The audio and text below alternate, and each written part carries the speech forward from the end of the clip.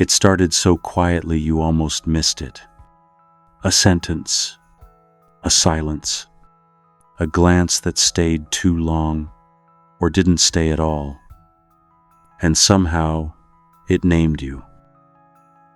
Not your real name, not the one heaven wrote on you before time, but one shaped by shame, by absence, by fear. Unworthy, too much, not enough. The wound didn't come all at once. It was slow like erosion, soft enough to seem survivable, strong enough to rewrite how you saw yourself. And maybe you believed it. Maybe you still do. But here's the sacred interruption. That voice, the one that told you who you weren't, was never God's. It was never the Spirit who said you were broken beyond repair. It was never the Father who told you to stay small and invisible. It was never the whisper of heaven that called you by your failure. You've been carrying a name that doesn't belong to you. But tonight, something shifts. Not with noise, but with a remembering. A holy pause in your spirit. A sacred ache that says, there's more. You were forgettable. You were not misnamed because you were forgettable.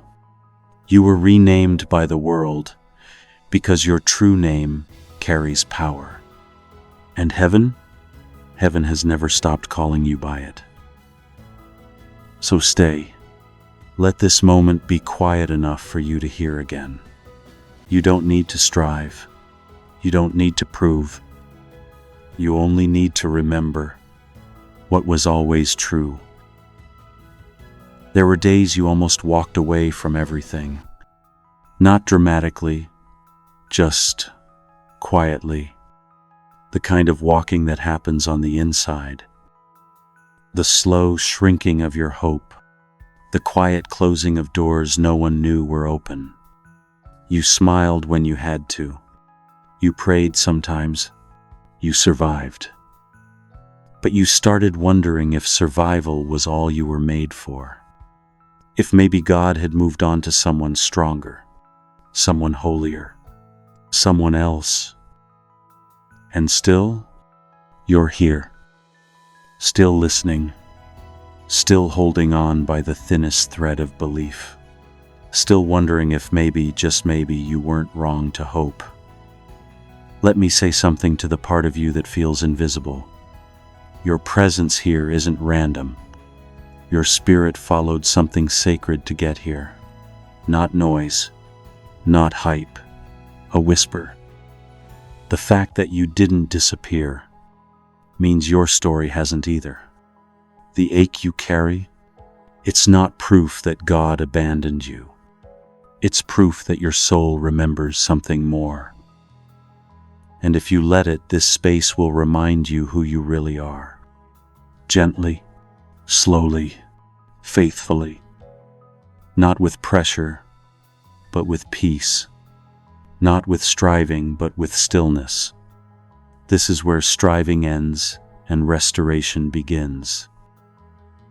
So if your heart whispered yes, even faint, stay close. Subscribe to Calm, Called. Not for noise, not for content, but so the next whisper of peace finds you. You're still here. That means something. Let heaven show you what. It's a strange kind of pain being called by something that never fit. Maybe it was what you did. Maybe it was what someone else did to you. But somehow, it's stuck. A label, a misreading, a shadow too long to shake. You were told you were broken, too emotional, too late, too much. And when no one called you by your true name, your soul began to ache. Not the ache of ego, but of something sacred going unspoken. Like a note in a song left unsung, a door built but never opened. When people name you from the outside, They often name you from their own fear. And when you start to believe them, you begin to live in a version of yourself that was never yours.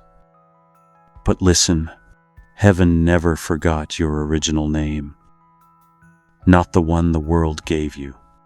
Not the one pain tried to rewrite.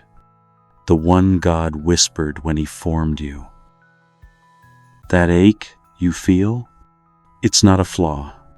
It's an echo. Your soul remembering who you really are.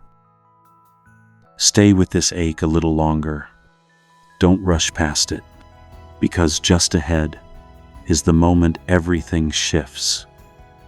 You're about to drop the names that never fit and carry the one heaven has always known. You're not late. You're right on time for the remembering. There's a reason heaven doesn't rush. A reason the answer doesn't always come when the question is loudest. You may think God is waiting for you to be better, more faithful, more healed, more whole. But the truth is far gentler. Heaven waits because love never forces its way in. And love knows something about timing. It knows that you can't carry the new name until you've laid the old ones down. Sometimes you don't even realize how tightly you've been holding them. The names, the titles, the identities built in pain. Performer, disappointment, overcomer, victim. Some of them sound noble, but even the noble ones can become cages when they're rooted in survival, not surrender. So God waits, not with distance, but with precision. He waits for the moment when your hands begin to open, when exhaustion turns into permission, when the end of your strength becomes the start of His whisper, and you know it when it happens. Not because the skies part, but because your striving softens. You begin to see the old names for what they are: temporary, earth-made, unfit for where you're going. That's when you're ready. Not perfect, just postured. Not sinless, just surrendered. This isn't about worth. It never was. It's about alignment. About walking at the pace of heaven. About recognizing that the invitation to be renamed was never revoked, just delayed until your yes was real. And maybe this is that moment. Not loud, not dramatic, but unmistakably sacred. When your soul loosens its grip, when your identity begins to shift from survival to surrender, from wounded to willing. Heaven isn't late, it's aligning. You've spent years trying to prove something you never needed to people who couldn't see you, to voices that already made up their minds. And somewhere in the middle of all that proving, you started believing that value had to be earned. But what if your worth was never the question? What if heaven was sure of you, even in your lowest moments? Even in the relapse, the silence, the forgetting, even when you chose bitterness over trust? Even then, God wasn't keeping score. He was keeping time. Because this was never about whether you were worthy. It was about whether you were willing. And willingness doesn't come from being perfect. It comes from being tired of pretending. The misalignment wasn't moral, it was spiritual. You were carrying the right desire in the wrong rhythm, trying to make something holy work on human timelines, trying to step into divine identity with earthly urgency. And when it didn't fit, you blamed your value. But heaven never did. Heaven was waiting, not for your worth to grow, but for your surrender to deepen. God knew the call on your life. He also knew the noise you'd have to pass through to hear it clearly. And He didn't despise the delay. He used it. Every detour, every heartbreak, every name spoken over you that contradicted your calling.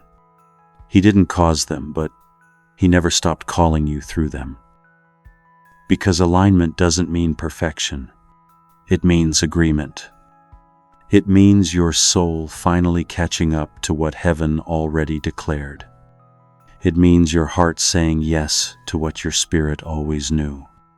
That your name was never up for debate. And now, you're almost ready to hear it. Not the echo of your past, but the sound of heaven calling you by the name you were born to carry. The story doesn't vanish. Your past doesn't get erased. The chapters are still there. The ache, the choices, the seasons you don't talk about. But something shifts when heaven starts reading the story back to you. Not from shame, not from fear, but from mercy. It's like hearing your own life for the first time, 0-4, in the tone God always intended. You realize the same moments that nearly broke you were the ones being held most gently. And that voice inside, the one that once echoed your mistakes, starts to soften. You begin to recognize what's changed, not the facts, but the weight they hold. This is the turning point, when your memory loses its sting, when your regret no longer defines the meaning of what happened. You look back not with self-hate, but with sacred distance. You see where you bled, but you also see where God never let go. And suddenly, your story isn't a source of shame. It's a scroll of grace. Because you hear it differently now. You don't flinch at the past. You honor what you survived. You don't live under its weight. You walk in the strength it forged. Heaven has always known your full story. Not just the edited one. Not just the part you let others see. And still, God called you worthy of a new name. Before you got it right. Before you healed. Before you felt ready. That's why it's different now. Because grace doesn't rewrite your past. It reclaims it. You are not the same person who lived that first version. You are not the pain that introduced you to yourself. You are the one who stayed, the one who grew quiet enough to hear the difference. The voice you're hearing now, it's not judgment, it's restoration. Heaven's voice always sounds like love calling you home. It's a sacred question, one that doesn't demand an answer right away. It just lingers, like the smell of rain after a long drought. Who would you be if you stopped living like you had something to prove? If the guilt wasn't steering anymore? If the old story lost its narrator? Not erased, just released. There's a version of you heaven's always seen. Not the one shaped by trauma. Not the one built from people-pleasing, over-functioning, staying silent. But the one God named before any of it touched you. The one made in stillness. The one who doesn't need to hustle to be loved. The one who already belongs. It's not about pretending the old story never happened. It's about choosing not to let it speak louder than the one who redeems it. Because sometimes we're not waiting on God to move. We're waiting to believe what He's already said. You're not just being healed. You're being reintroduced. And the question that gently follows is this: what could shift if you stopped negotiating with old names? What decisions would change? What peace would finally settle in your bones? Maybe you've been living on defense, bracing for rejection, proving your worth by doing more, pleasing more, hiding more. But heaven's rhythm isn't defensive. It's open, rooted, secure. And you're invited back into that rhythm, not by trying harder, but by imagining what it's like to move from your true name. You're allowed to be new.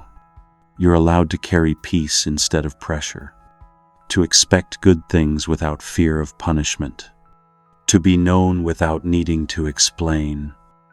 Who would you be if the labels fell off? If the roles you played to survive became unnecessary?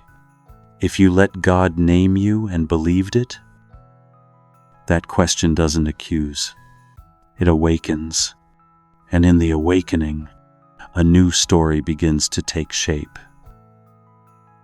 It's not a sprint. It's not a breakthrough moment with fireworks. It's a walk. Sacred, slow, intentional, like returning to a house your soul remembers, but hasn't entered in years. There's a path beneath your feet now.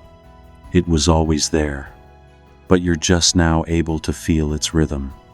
Step by step, your soul aligns again with heaven's cadence, and each step whispers something holy. This is who you've always been.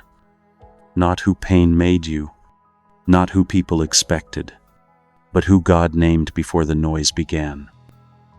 You're not becoming someone new. You're returning. You're letting go of distorted mirrors and facing the light without shame. You're allowing the silence to reveal what chaos always tried to hide. And here's the mystery. Your true name never left. It was written, sealed, kept, even when you forgot, even when you failed, even when you called yourself by names that wounded your own spirit. This walk back is not a punishment. It's a re-entry, like stepping into a song already in progress, like slipping into the current of something ancient and right. No striving, no proving, just responding to the invitation. And with every step, you loosen the grip of false names. You shed the weight of expectations. You start to move like someone claimed, not tolerated. God isn't surprised by your return. He's been walking beside you the entire time. And now, He's calling you by the name that always waited. Can you hear it? Not in thunder, but in rhythm, in rest.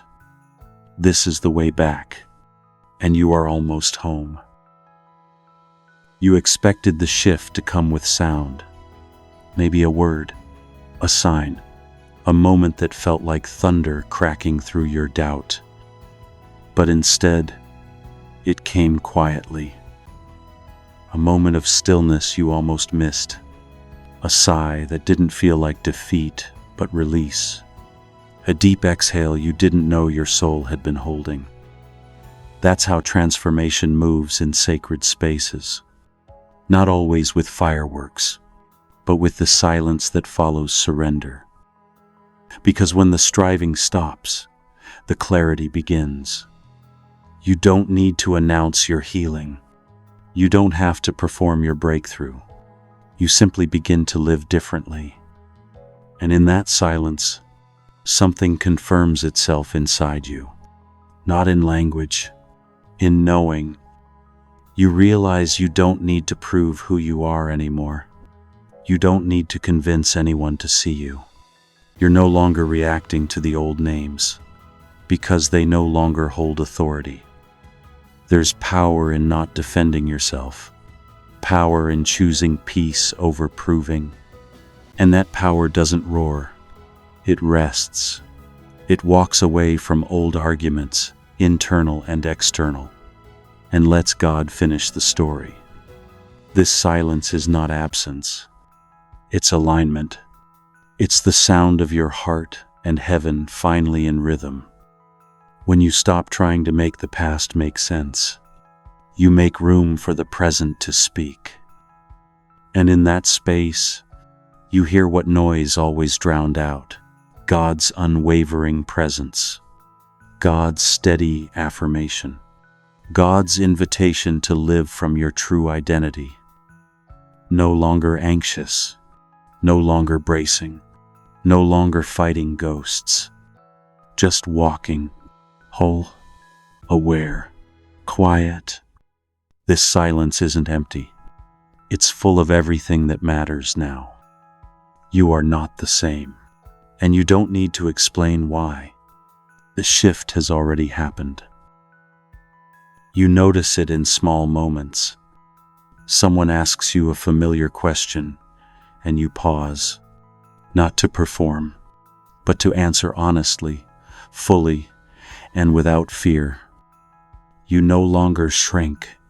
You no longer overshare just to prove you have nothing to hide.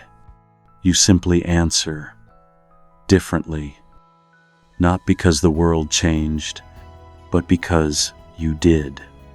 Because when God calls you by your true name, you stop echoing false ones. Your prayers sound different too. Less begging, more breathing. Less noise, more knowing. You stop talking to God like someone far away and start responding like someone who trusts they're heard. Even in silence, even when nothing moves, even when the answer is simply peace. You make choices with less panic. You don't chase doors that were never yours. You're no longer driven by proving you're worthy, because you know you are. You're not trying to impress the room anymore. You're listening to the one voice that already approved you.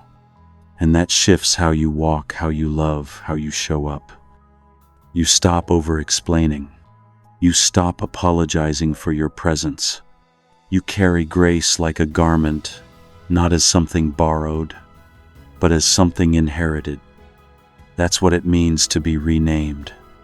Not that your life becomes perfect, but that your posture changes. You stop bending to fit where you don't belong. And when people treat you like your old self, you don't flinch. You don't argue. You just respond from who you are now. Because your name isn't just a word. It's a walk. It's how you hold space. It's how you release fear. It's how you live from a place that no longer needs constant repair. This is what it means to answer differently, to show up as someone claimed, to choose peace when chaos tempts you, to speak slowly, to listen deeply, to carry stillness into every room. You're not just believing something new, you're becoming it. There comes a point where the story no longer needs to be told, because it's seen, lived, felt. The shifts in your choices, the light in your presence, the rest in your eyes, these become the testimony. You don't have to convince anyone that God is real. You are living proof that healing is possible, that identity can be restored, that names can change. People begin to notice, not because you're trying to be noticed, but because peace is magnetic. There's a stillness around you that didn't exist before, a quiet confidence, not arrogance but rootedness. And in your presence, 3, others begin to feel safe enough to hope again, to wonder if maybe the same grace that found you could find them too. That's how heaven works. Not through platforms but presence, not through striving but surrender, not through perfection but through permission. Your life becomes the invitation to rest, to release, to remember. You no longer need to explain every scar. You just carry them with dignity. You let your healed places speak louder than your wounds. This is sacred transformation. Not loud, not flashy, but deep, lasting. The shift that began in whispers now echoes in how you live, in how you forgive, in how you breathe. And as you walk in your true name, you create space for others to walk in theirs. Not by teaching, but by being. Not by preaching, but by becoming. This is your life now, a quiet offering, a testimony without a microphone, a soul aligned with heaven's rhythm. You were never just surviving, you were becoming, and now you're living as proof that the past has no power, because heaven already knew your new name. Let's pause here, just for a moment. Let the noise fall away. Let the pace slow. This isn't the end. It's the return. The place where you take off what never fit. 04 and walk forward in what was always yours. Close your eyes if you'd like. Breathe deeper than you have all day. And let these words meet you where you are. God of the true name. You see through every false identity, every label we wore out of fear, every role we accepted just to feel safe. And still, you never once called us by anything but love. Today, we return, not as someone new, but as the soul you've always known. We lay down the names shaped by shame, the identities forged in survival, the stories that silenced our becoming. We receive the name you whispered before time began, the one not written in pain, but in purpose. Teach us to walk in it, not just in private, but in presence, not just in belief, but in how we love, lead, and listen. Let our posture reflect peace. Let our silence carry weight. Let our lives speak before our mouths do. And when we forget, as we sometimes will, remind us gently. Bring us back without shame. Call us again, and we will answer. Thank you for never giving up on the original version of us, for holding our true name until we were ready to carry it. Now we are. Now we do. Now we walk differently because of you. Amen. You're not starting over. You're not too late. You're not lost. You're renamed, and you're walking in rhythm again. If this journey spoke to something deep inside, stay close with us at Tom Called. This space exists to remind you of what heaven has always known. So when the next whisper of peace comes, it finds you ready to receive it. Subscribe now, and let's keep walking this unfolding together.